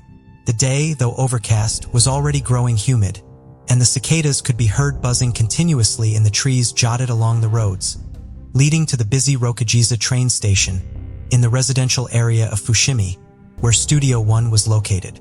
From the outside, Studio 1, the animation company's main base of operations, was just an ordinary-looking, old-fashioned, and simple 3-story building, connected by a single iron spiral staircase. But the inside was very much different. The interior had a buzzing, but very relaxed and creative atmosphere. Tatami mats were laid out on the floors, as is Japanese custom in the home. Employees walked around barefoot or in slippers. There was even a space in the corner of the second floor for taking a nap if artists wanted to catch up on sleep after lunch. The Hatters always wanted their company to have a family feeling to it, and Studio 1 was a testament to that. Around 70 artists, writers, and animators were gearing up for another hectic day of creating, whilst chatting and laughing about their plans for the weekend. Amongst them was 22-year-old Yuka Kasama and 23-year-old illustrator Yuki Amura, who had both only just recently joined the studio after graduating from university. Yuka's mother would later say about her daughter that her dream since she was a young child was to go into the animation industry. At around 10:30 a.m., a disheveled and heavy-set man wearing spectacles, a sweat-stained red t-shirt, and dirty stone-washed jeans burst through the front doors of the studio, carrying a 40-liter liquid container and shouting, "Die, die, die." The man then began frantically splashing gasoline around the entrance, hallway, and over shocked studio employees, who attempted to stop him. A desperate struggle ensued, but the man pulled out a lighter and ignited the fuel, causing what many witnesses recalled as a large flash and explosion. A middle-aged man who was working at a housing exhibition near the studio at the time told reporters after, "I was in the office around 10:30 and suddenly I heard an explosion. When I went outside, I heard another large explosion. I could see there were flames and smoke mainly on the second and third floors of the studio, and some people were evacuating. The smoke was rising quickly and it was really thick, so I immediately called the fire department." Engulfed in flames, the culprit fled screaming from the building where he was pursued by 2 studio employees, and with the aid of police officers later, he was wrestled to the ground in a courtyard around 100 meters away. As the badly burnt man struggled with police, he repetitively shouted, "They plagiarized my work. I did it because they stole my novel," and he demanded to speak to the president of the studio. Police restrained the man who had severe burns on his legs, chest, and face until backup arrived. Officers also discovered knives and bladed weapons concealed in a bag near the studio that belonged to him too. Due to the very common occurrence of earthquakes in Japan, the vast majority of smaller buildings, such as the 3-story Kyoto Animation Studio 1 building, are constructed with wooden frames, which can cause fires to spread with chilling ease heartbreakingly. This would also prove to be the case with KyoAni, which, due to its designation as a small business building, also lacked sprinklers and fire extinguishers throughout its premises. The flames spread and grew ferociously within seconds, trapping most of the terrified employees, including Yuka and Yuki, inside the building and forcing them up the single spiral staircase to the smoke-engulfed second and third floors, where many of them collapsed due to suffocation or succumbed to the flames and died. Firefighters would later state that the fire had grown to the unbelievable temperature of 957 degrees Fahrenheit. Bystanders on the street outside could only watch helplessly in horror as screams and shouts drifted from the building, which was now submerged in smoke. The extreme heat and toxic fumes drove many of them back as they desperately awaited for the fire brigade to arrive on scene. 81-year-old Ken Okamura, who lived close to the studio, told reporters the next day that he saw several women jump from the burning building's second floor. They were so badly burned the blood was coming from their noses, and all of their clothes, but their underwear were gone, he said. Another witness was 74-year-old Hatsumi Yamashita, who taught dance at the local community center, where many of the injured were brought to receive immediate emergency treatment. The dance teacher told reporters she thought one of the girls was wearing a jet black outfit. However, when she looked closer, she realized to her horror that when the girl lay down on the floor, she was so burned that she was almost naked. "I could never forget this young woman," Ms. Yamashita said. On this tragic morning, the studio president, Hideaki, wasn't at Studio 1. He had been preparing for an interview with a major Japanese television channel about some animation work that they had created for the 2020 Tokyo Summer Paralympics across the city at Studio 5. It was just as the interview was coming to a close at around 10:33 that he received a call from one of his employees informing him that there was a fire at Studio 1. He later stated he wasn't overly concerned at the time. The member of staff who had called him didn't seem alarmed, and Hideaki wrongly assumed one of the animators had set off a fire alarm or that there had been a small confined fire in the staff kitchen. He brushed off the call and continued his morning as usual, making preparations for an early afternoon business meeting at Studio 1, telling himself he would find out soon enough what had been the cause of the telephone call. It would only be a short while later as he was driving towards Studio 1 that he noticed the thick black smoke and heard the wailing sirens. He began to worry. He called his wife Yoko on her cell phone. He knew she wasn't scheduled to be at Studio 1 that day, but was relieved to know that she was safe, though she also didn't know what was happening. Unable to progress further in his car due to the firefighters blocking off the streets, the 69-year-old CEO parked quickly on a side street and ran towards the billowing clouds of smoke and the studio that he and his wife had dedicated their entire lives to building up. As soon as he got to the scene and saw the scale of the fire, he knew there was nothing he could do. He stumbled upon a small group of his employees sprawled out on the ground in an alley coughing and crying, their clothes and skin black with smoke. He asked them what had happened, and when no one could really answer, he fell to his knees and embraced them. He would spend the rest of the day at the scene unwilling to leave, trying to help and console his surviving employees in any way that he could, trying to understand what had happened. For the husband and wife team of Hideaki and Yoko Hata, life and their beloved studio would never be the same again. The fire would rage for 5 hours until 30 fire engines and countless brave firefighters managed to get the blaze under control and then finally extinguish it at approximately 6:20 a.m. the following morning. The atrocity would instantly claim the lives of 34 people, 20 of them women and 14 of them men, with 2 more victims later dying in hospital from their injuries. Tragically, the firefighters would discover many of the dead on the spiral staircase leading up to the roof. Their bodies so badly burned they could only be identified by DNA testing. In the coming days, all that would remain of Kyoto Animation Studio 1 building was a charred and destroyed shell. Piles of flowers gathered at the site by the hour, and it would remain a shrine to the dead until it was formally demolished on April 28, 2020. People across Japan and the world were heartbroken and disgusted by this attack. Every person who heard the awful news had two simple questions. Who would do something like this, and why?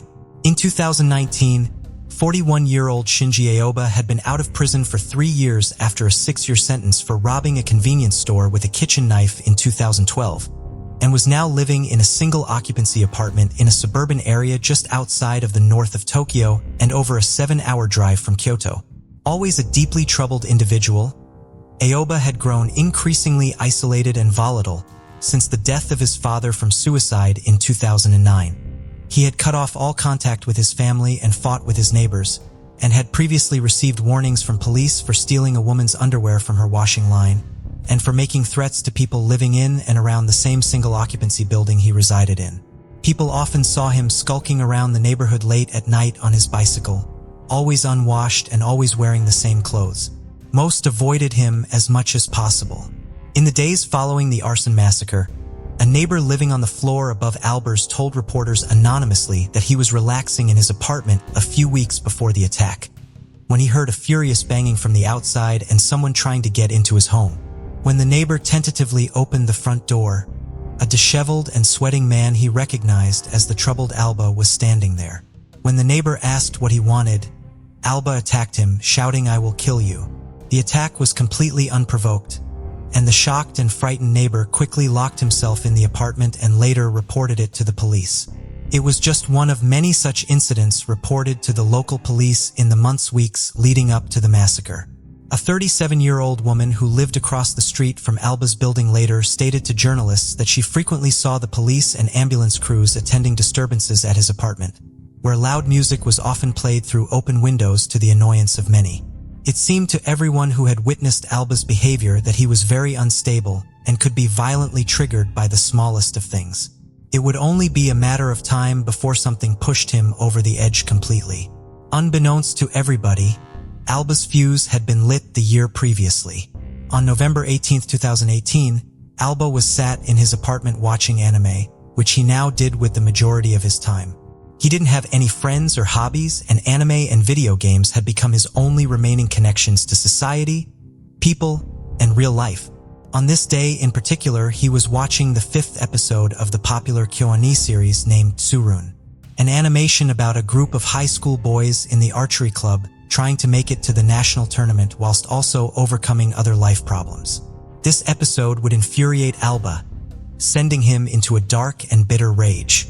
In the episode of Tsurinai, there was a brief scene where the anime's protagonist buy meat that is discounted because it has passed its sell-by date.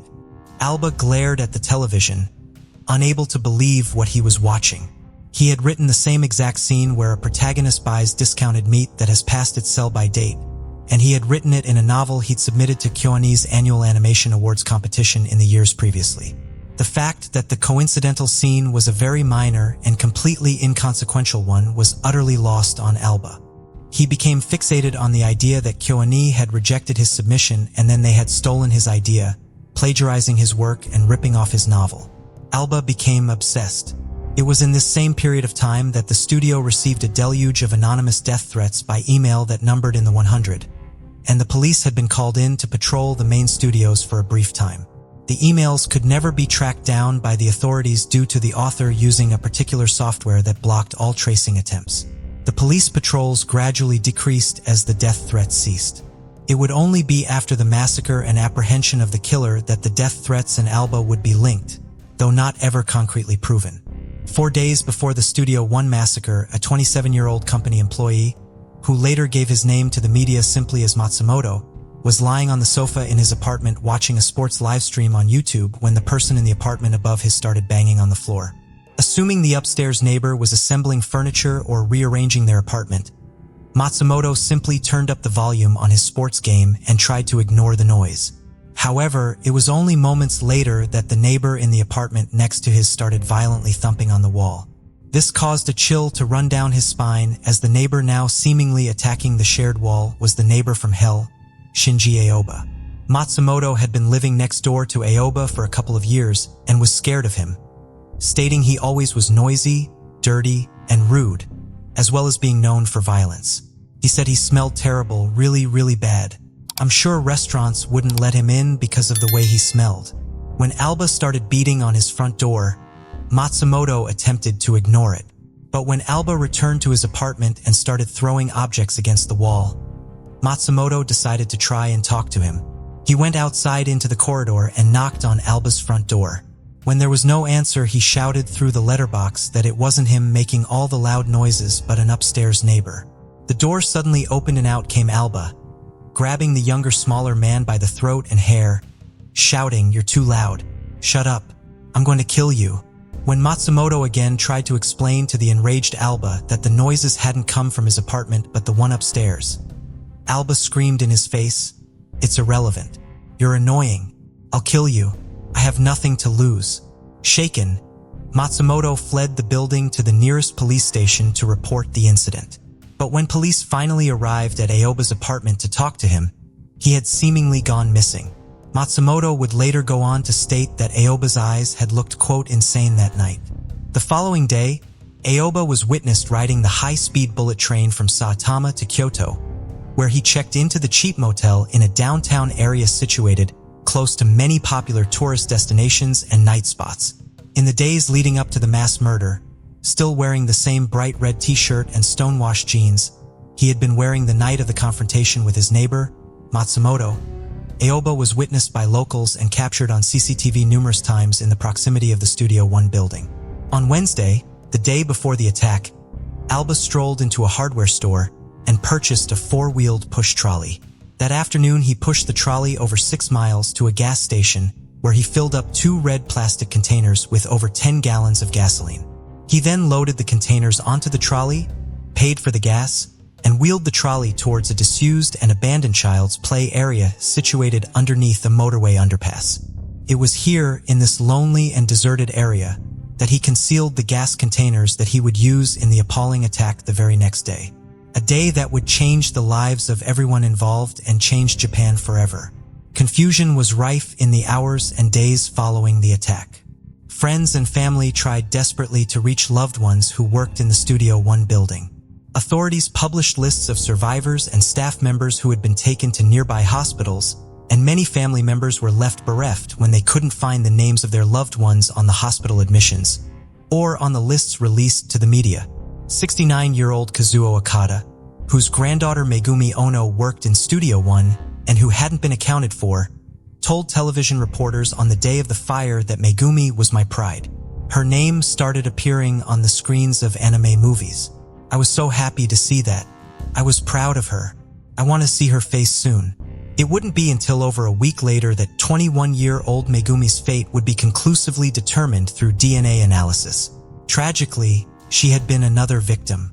As Japan mourned, new laws were passed making it more difficult to purchase large amounts of gasoline and plastic containers. And buyers now have to give their full details and an explanation for the purchase, which is all kept on record. Kind fans and supporters from across Japan and the rest of the globe came together making charitable donations to a GoFundMe for the studio, raising over $2,300,000 for the victims and their families. A large majority of survivors returned to work as soon as they were able to, going back to the jobs they loved, continuing to create the animation that brought so much joy to so many people, and honoring the memories of their friends and co-workers who had passed away. Upon hearing that the motive for the mass murder was revenge over a perceived act of plagiarism, the Hatters and staff members went back over past competition entries, and did in fact find a submission from Alba. But it in no way resembled the scene that sent him over the edge, and had no similarities whatsoever to any scenes from any of the other studio's many works. Following the attack, he was taken by a police guard to the intensive care unit at the hospital. He continuously admitted to setting the blaze as an act of revenge, telling the detectives, "I targeted the #1 studio where the largest number of people were working because I wanted to hurt many people. I lit the fire because KyoAni stole my novel." He also told police and hospital staff that he expected to get the death penalty. Suffering from severe burns to most of his body, he soon lost the ability to speak and could only breathe with the aid of a respirator. He also received multiple skin grafts, and police waited until he was healthy enough to be arrested and charged. That day finally came on May 27, 2020, Almost a year after the attack, Aoba was still recovering in a Kyoto hospital from experimental artificial skin grafts, but he was judged fit enough to be finally arrested on suspicion of murder and arson. He was officially indicted on December 16, 2020. It is highly likely he will spend the rest of his life in prison and escape the death penalty. So many mothers, daughters, fathers, and sons were stolen in the cruelest of ways from their loved ones on that awful summer day in July 2019. However, their creativity, love, hope, and talent will never be forgotten and will live on in their animation work forever. Michaela Hall was born on February 7, 1983, to her mother, Julie. As an only child, Michaela and Julie shared an incredibly close bond, spending all their time together. Julie worked tirelessly as a single mother, determined to provide Michaela with the best opportunities in life. Michaela grew up into a happy and confident young woman, surrounded by a tight-knit group of friends, and she enjoyed spending time out with them. Michaela later married a man from Oxford, but their relationship eventually ended in separation. The breakup was an extremely difficult period for Michaela as she struggled to come to terms with the end of her marriage. One of Michaela and Julie's favorite pastimes was going on holiday to Turkey. During one of these trips, Julie met a man named Mehmet Sahin. Mehmet knew from the moment they met that Julie was the one for him. The couple quickly fell in love and married in 2002. And Mehmet moved to the UK to live in Oxford with his wife and stepdaughter. In 2007, Michaela went to Turkey again. It was here that she met a waiter who worked at the resort, a man called Ensar Gal. They soon began a relationship and she quickly fell for him, returning to Turkey not long after to see him again. After coming back to the UK a couple of weeks later, Michaela found out she was pregnant. She was determined to make the relationship a success and couldn't wait to meet her baby. The pair had a long-distance relationship, and she would travel to Turkey every few months to see Ansar. In 2008, they welcomed their first child, a daughter. Just a few weeks after the birth, she discovered she was pregnant again, and the couple had a baby boy the following year. Being a mother was everything to Michaela. Her friend described her son and daughter as being her right and left arm. Julie also adored her grandchildren and absolutely doted on them. After the births of their children, the true nature of Ensign's personality would start to come through. He exhibited extremely controlling and possessive behaviors. When she was in Turkey, he would tell her where she could and couldn't go, and what she could and couldn't do. Even when she went back to the UK, he would continue to control her despite him being in Turkey. Michaela wanted her children to have their father in their lives, and she wanted him to come to the UK so they could be together and try and make their relationship work. Being a working mother with 2 young children meant life was busy and money was tight for Michaela. But determined to make it work, she would spend a lot of money flying out to Turkey to see Ensar, sometimes taking the children with her and other times leaving them in the care of her mother. As Ensar did not like to share attention with the children, he would take advantage of how giving she was, and her finances would take a massive hit because of this. She would buy him gifts in the UK and send them out to him. According to those that knew the couple while he was still out in Turkey, his relationship with Michaela didn't matter to him, and he continued to have sexual relations with other women. The abuse in the relationship would start to escalate. When Michaela went out to Turkey with the children to see him, Julie had also gone, and she remained at the hotel to look after her grandchildren. Michaela and Ensar had returned in the early morning hours, and an argument broke out in the kitchen. As he began to raise his voice, Michaela told him to be quiet because the children were asleep and she did not want them to be woken up. Ensar then raised his fist and went to strike Michaela. Julie stepped in between them and tried to stop him, but he shoved her out of the way and then struck Michaela. Julie told friends that when she looked in his eyes, she thought he wanted to kill her. After having a bad feeling about him for so long, this incident only made Julie's hatred for him grow. Michaela continued to hold on to the hope that once he left Turkey and moved to the UK to settle with her and the children, that their relationship would start to get better. But more problems would arise. Ensar had absconded from Turkey's national service, and he was not allowed to move to the UK until he had completed this, and his visa was put on hold. Michaela spent significant amounts of money trying to go through various channels to help him. He finally agreed to take part in his national service, after it became clear that this was his only option and the only way he was going to get his visa. But this led to further problems. He blamed Michaela for having to do his national service, even though it was completely out of her control. In December 2010, as he was doing his national service, without warning and with no reason given, he ended his relationship with her. Michaela was devastated. She began talking to an ex from Turkey and decided to go out there to see him, but later said she had made a mistake in seeing the ex, adding that she should have been trying to patch things up with Enzer and make their relationship work.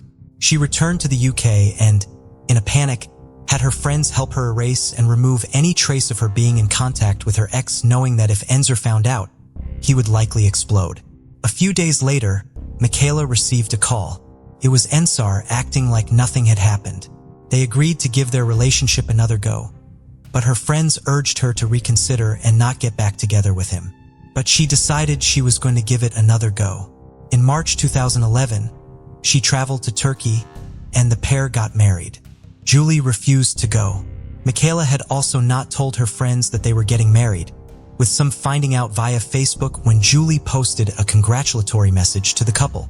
Michaela flew back to Britain and began working to get her new husband a visa. However, he soon found out that she had previously gone back to Turkey to see her ex, and this enraged him. He would become even more verbally abusive when they spoke. This would often reduce her to tears, and her friends would also hear the verbal abuse, telling her that this was not normal behavior, and he shouldn't be treating her that way. He continued to spam her phone with calls, even throughout the night, calling 26 times on one occasion in August 2011, leaving her feeling incredibly depressed, with a friend saying she was even contemplating suicide. Her friend told her she needed to turn her phone off. The following day, Michaela heard that his visa had been approved and was on his way to be delivered to him. The day after, Ensar Gold boarded a flight to the UK and left Turkey. He lived with Michaela and their children at Julia Mehmet's house in Thame, Oxfordshire. The tensions would soon start to come to the surface. Julie's hatred of Ensar was reciprocated, with him loathing how close she was to her daughter. Other people in Michaela's life would see his deeply controlling and abusive nature, with him telling one of her friends that Michaela would always be his. His hatred for Julie and living in her house, coupled with his desire for revenge after finding out Michaela had met with an ex after he had ended their relationship without warning, began to boil away inside him. In a conversation with Mehmet, Enzer said he felt like killing Michaela, but Mehmet believed he was just saying things in anger, not actually meaning it. One morning, Michaela called one of her friends. She was extremely fearful and frightened, as Enza had told her that if she returned home, he would cut her head off. Just 2 weeks after he arrived in England, a plane ticket was bought for him to go back to Turkey permanently. Michaela was devastated and begged him again for a final chance to make it work. As he was on his way to the airport, he decided to abandon the flight and return to the family home. On September 2nd, he slept with a woman from a local bar, again showing no interest in his wife or his marriage. The following day, September 3rd, Enzer slept with the woman again and also consumed a significant amount of alcohol, as well as missing his shift at the local prezzo restaurant. He then went to the takeaway that Mehmet worked at 1:15 a.m. on the morning of September 4th and asked him if something were to happen to Michaela and Julie, what would happen to the children. Mehmet believed this was nothing more than the alcohol talking. At 2:10 a.m., Ensar Gold returned to Iriton Court. Julie and a friend Casey were watching television in the living room, while Michaela slept upstairs with their daughter in the room and their son in the room next door. Enzer headed into the kitchen and took a knife from one of the drawers before going upstairs. As he went into the bedroom where his wife and daughter slept, it was here that he launched a terrifying attack, stabbing Michaela repeatedly. Julie and Casey ran upstairs to see what the commotion was. When Julie got to the bedroom, she found Enza straddling Michaela as he stabbed her in the neck.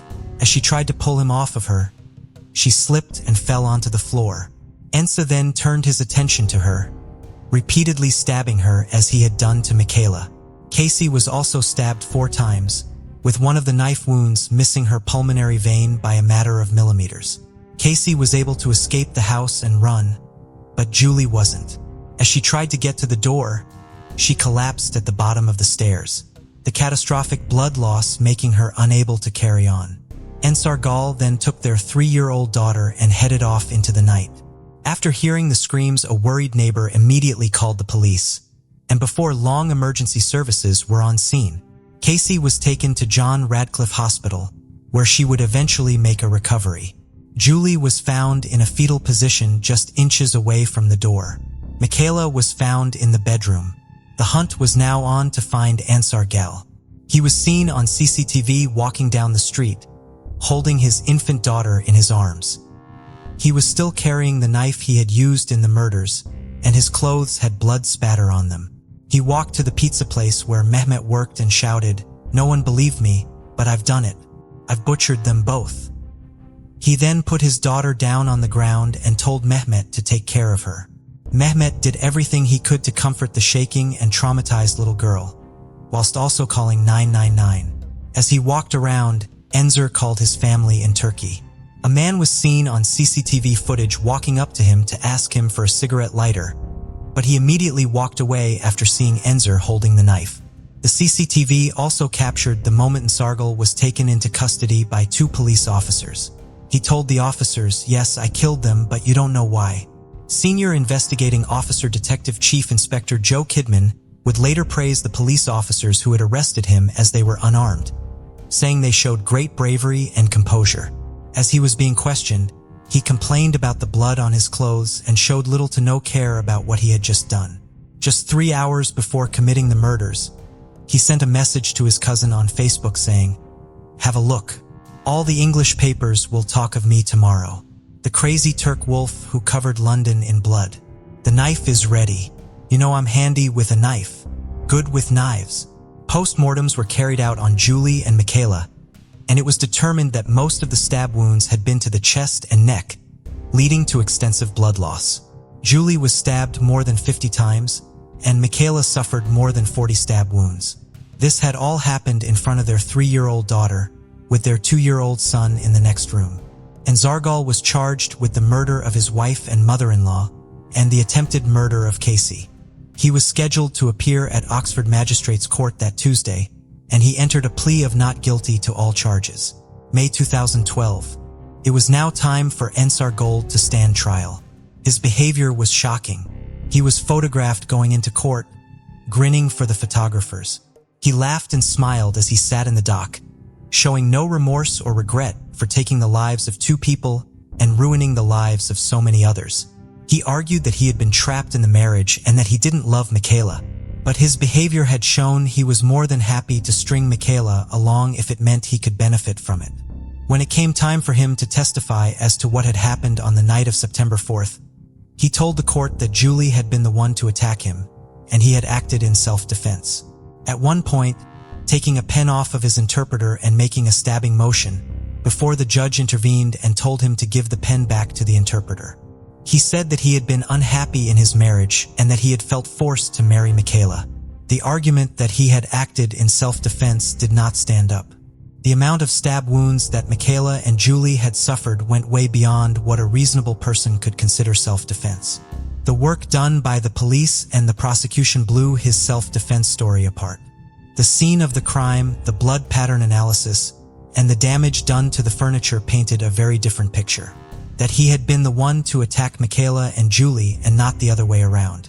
Michaela and Julie's loved ones sat in the public gallery and cried as the CCTV footage of him walking through the town, still holding the knife, was played.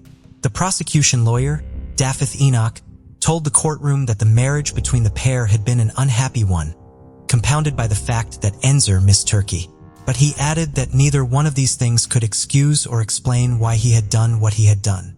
Something he called the senseless slaughter born out of premeditated, ruthless violence. Richard Rook from the South Central Ambulance Service testified at the trial, saying he would never forget the look in Michaela's eyes, saying it was one of suffering and pain, a look he would take with him to the grave. Casey also testified, saying she had rushed upstairs with Julie after hearing the commotion. She added that testifying in court was the hardest thing she had ever had to do. May 31st, 2012. The jury returned their verdict. Ansar Goel was found guilty of the attempted murder of Casey and the murders of Julie and Michaela. He was sentenced to life in prison, with 36 years for each murder and 12 for the charge of attempted murder, with these sentences running concurrently. The judge told him, "I have no doubt that you intended to kill your wife Michaela and your mother-in-law Julie. These brutal murders were planned and premeditated. You say you were unhappy here and didn't get on with your mother-in-law. I totally reject any suggestion that anything she said or did provides you with any mitigation. The pain and suffering you have caused to the family will plainly be long-lasting and with them for the remainder of their lives." Enzer nodded and smiled as the sentence was given. As he was led out of the dock, Ensar began to smile, laughing and pointing at himself as he mouthed, Me. For the loved ones left behind, they said no sentence would ever be enough. Mehmet said, "I met Julie when I was 23 years old, and I was so lucky to have 12 years with the one and only love of my life. I know that she loved me as much as I loved her." He also said that he was glad the jury had seen through what was being said about Julie during the trial, and the way she had been characterized by the defense's case, with them arguing that she had been the one to instigate it. Following Ensign's conviction, Detective Chief Inspector Joe Kidman said, "In trying to evade responsibility for his crimes, Ensar Gal sought to attack the character of these two women he had murdered. This has only added to the terrible ordeal of the family, who have attended each day and listened to all the evidence. Despite their anguish, they have shown great dignity throughout. The devastation caused on the night of September 4th is difficult to comprehend. For the ones left behind, the pain is unimaginable." Mehmet said, "There's a great big void in my life now. 2 children are left without a grandma, a mother, and a father. He took everything. I didn't know till then that they were my only reason to live, my only joy in life." On March 25, 2020, deputies from the Crittenden County Sheriff's Office responded to a security alarm that had been triggered at the historic Snowden House, a colonial-style mansion located on the northwestern shore of Horseshoe Lake near Hughes, Arkansas. Upon arriving, they entered the house through an unlocked back door. As they searched the home, they encountered a man on the second floor. When he saw the deputies, he leaped out of a window. Despite the height of the fall, the man appeared to be unhurt as he quickly ran to a nearby vehicle and climbed inside. The man attempted to drive away, but the vehicle got stuck in the mud. He then ran toward the lake and jumped into the cold water, but the deputies watched in disbelief as he never resurfaced. No other living person was found inside Snowden House, but deputies did discover the bloody body of Martha McKay, the granddaughter of the house's original builders and its current owner.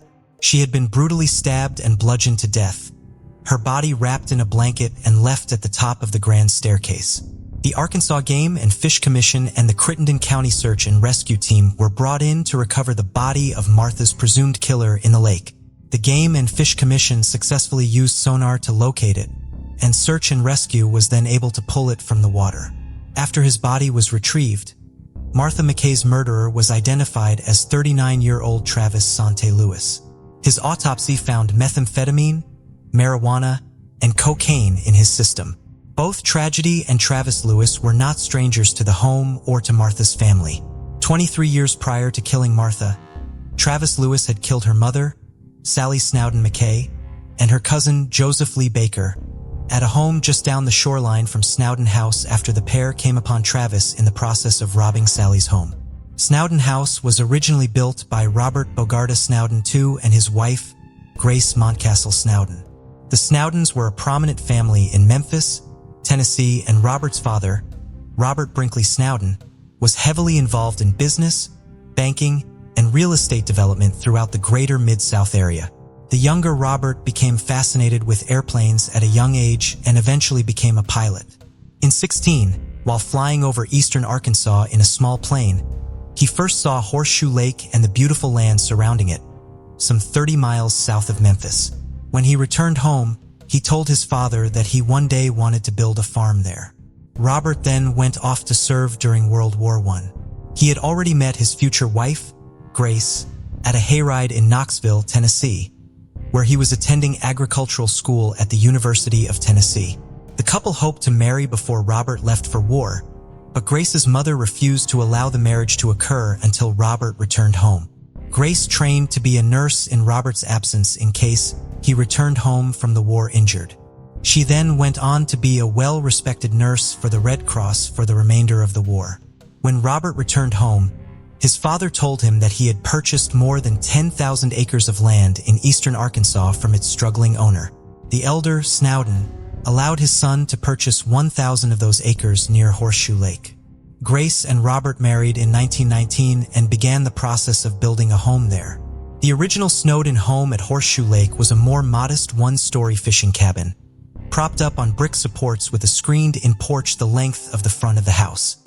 It was not until the 1940s that it was expanded into the large 3-story Snowden house, modeled after colonial-style antebellum mansions more commonly found in Louisiana. Robert and Grace had 3 daughters together, Sally, Edie, and Happy. The girls spent their early childhood at the home on Horseshoe Lake, where their father farmed acres of cotton, but were eventually sent to Memphis to live with their grandparents so that they could attend school.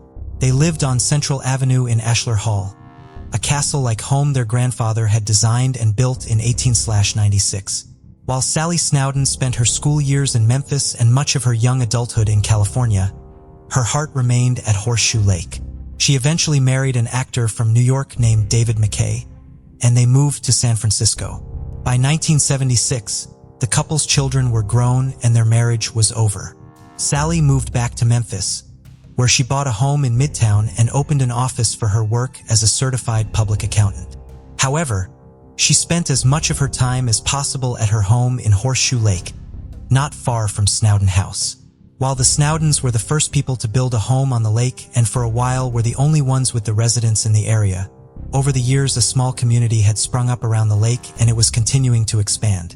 Sally was in charge of managing the family property in the area. Her father had created a corporation that controlled the properties he owned in the 1960s and divided shares in the company between his daughters and their children.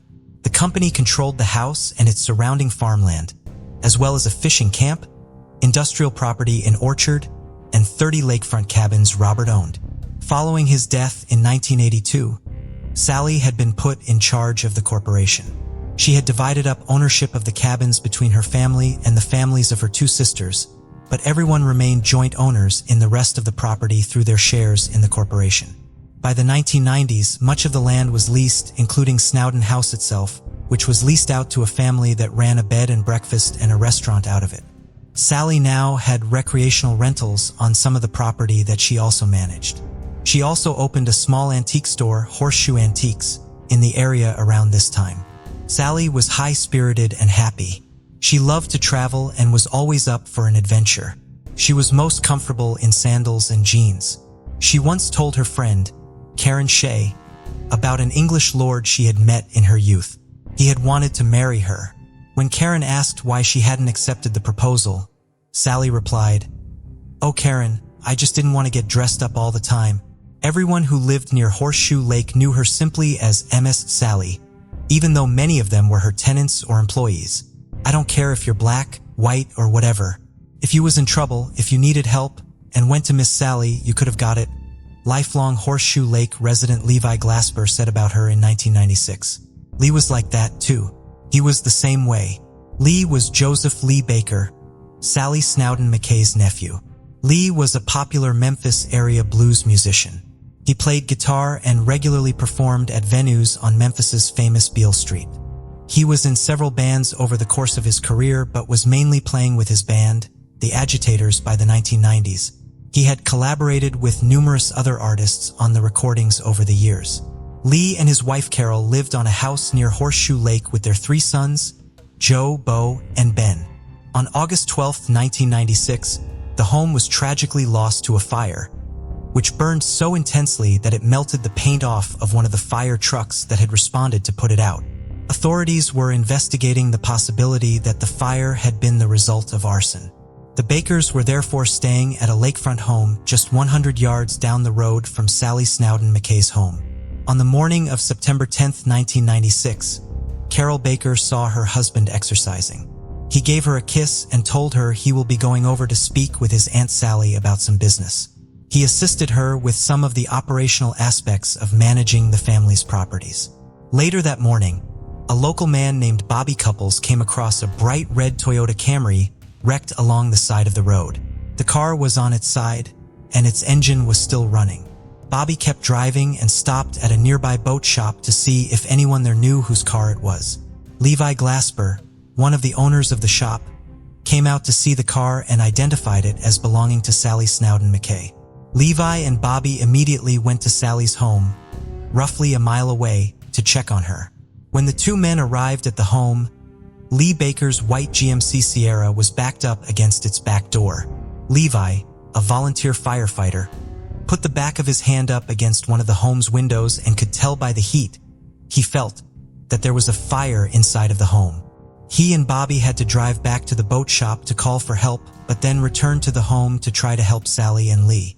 When the fire trucks arrived, Bobby and Levi had just pulled Lee's truck away from the door using a winch. While the fire was still not visible from outside the home, flames were visible in the kitchen and living room once the door was opened. Firefighters were able to extinguish the fire within a few minutes. While the fire was quickly contained, it had caused devastating damage to the home. However, the physical damage to the property was of little concern compared to what else was found inside of it. Inside the home, firefighters discovered the badly burned bodies of Sally Snowden McKay and Lee Baker. Sally was 75 years old, and Lee was 52. The subsequent investigation would reveal two disturbing details about the fire. It had been set intentionally, and it had not been what killed Sally and Lee. They had both been shot. Following his father's death, Lee's son Joe dropped out of college and went to work as a farmer. The Bakers had lost all of the photos they had of Lee and his extensive music memorabilia collection in the August fire. An appeal went out to the Memphis music community, asking for anyone with pictures of Lee to send them to his family. Sally and Lee's murders were the first in the entire history of the Horseshoe Lake community. Their neighbors were in shock and on edge, in disbelief that such a terrible crime could have occurred in their beloved community, but also fearful that the killer might strike again. They luckily did not have to wait very long for the culprit to be brought into custody. On November 5, 1996, less than 2 months after the murders, authorities made an arrest in the case. They arrested and charged Travis Zante Lewis, a 16-year-old sophomore at nearby Hughes High School, with 2 counts of capital murder. His birthday was in October, meaning that he had been just 15 years old at the time of the murders. Travis Lewis did have a minor juvenile record with charges ranging from a curfew violation to aggravated assault. The Horseshoe Lake community was still shocked that he had committed such a heinous crime. He was described as scrawny and quiet, polite, and soft-spoken. He was an above-average student at Hughes High School, where Lee Baker's son Bo was a year ahead of him. Travis lived with his mother, Gladys, and his younger siblings in a wood house across a bean field from Sally Snowden McKay's home. His grandparents, who rented from Sally, lived next door. Travis' first court hearing the day after his arrest provided little insight into how he came to be arrested. Deputy Prosecuting Attorney Lindsay Fairley told Circuit Judge Sam Turner Jr. that police had evidence tying him to the scene. He was subsequently interviewed and has made a statement and confirms his presence at the scene, but that possible additional defendants and the possibility of additional charges prevented him from providing further information about the investigation. Crittenton County Public Defender Tom Montgomery, who was representing Travis Lewis, argued that the prosecution had not presented sufficient evidence to hold his client and that he should be released while awaiting trial. Judge Turner disagreed, and Travis was held without bond. The exact evidence that police used to identify Travis Lewis as their suspect was not made public because the case was settled before the evidence was presented at trial. The trial was set to begin on April 7, 1998. But that morning, Travis instead pleaded guilty to 2 counts of first-degree murder, burglary, and theft. The 17-year-old was sentenced as an adult to 28.5 years in prison on the murder charges and to 5 years in prison for the lesser charges. The sentences would all run concurrently. Based on what we know and the evidence that we were aware of, the family felt like this was the best resolution. Sally's niece, Dottie Jones, told the Commercial Appeal after the sentencing. The The Snowden family had opposed the possible imposition of the death penalty in the case had Travis been convicted of capital murder. However, when the family was notified each time Travis Lewis became eligible for parole, every member of the family was opposed to him being released every time. There was only one family member who disagreed with this position, Sally's daughter, Martha McKay. Martha shared her mother's love of adventure, and her kind heart and generous spirit endeared her to everyone she met. Following her mother's death, her aunt, Edie Dewey, took over management of the family corporation, and Martha returned to Memphis from the West Coast for several months to help her aunt during the stressful transition phase as she adjusted to her new responsibilities. Martha also helped with minor improvements at Snowden House after the bed and breakfast closed down. Martha had previously restored a few properties in Seattle, and after her time assisting her aunt came to a close, she began a new, larger project. She purchased a historic home built in 1861 in Virginia City, Nevada, and renovated and restored it. Several years later, she decided she wanted to use her experience with historic preservation to restore her family's home at Horseshoe Lake. While she and her siblings were not raised in the area, they spent all of their summers with their grandparents at Snowden House, and Martha had loved the time she had spent there. By this time, Snowden House was in poor shape. Martha bought it from the family corporation, becoming its sole owner. She then spent several years restoring the property, updating it while still keeping as many of the fixtures and features as historically accurate as possible. Martha had a serious interest in sustainability, so a major project she undertook during the renovation was figuring out a way to make the home more eco-friendly and cost-efficient. Using the ancient furnace to heat the house was a $1,000 a month expense. She eventually put in a geothermal system that used water from the lake to regulate the temperature in the house. Martha's initial plan when she bought Snowden House was to use it as her personal residence, and also rent it out as an event venue.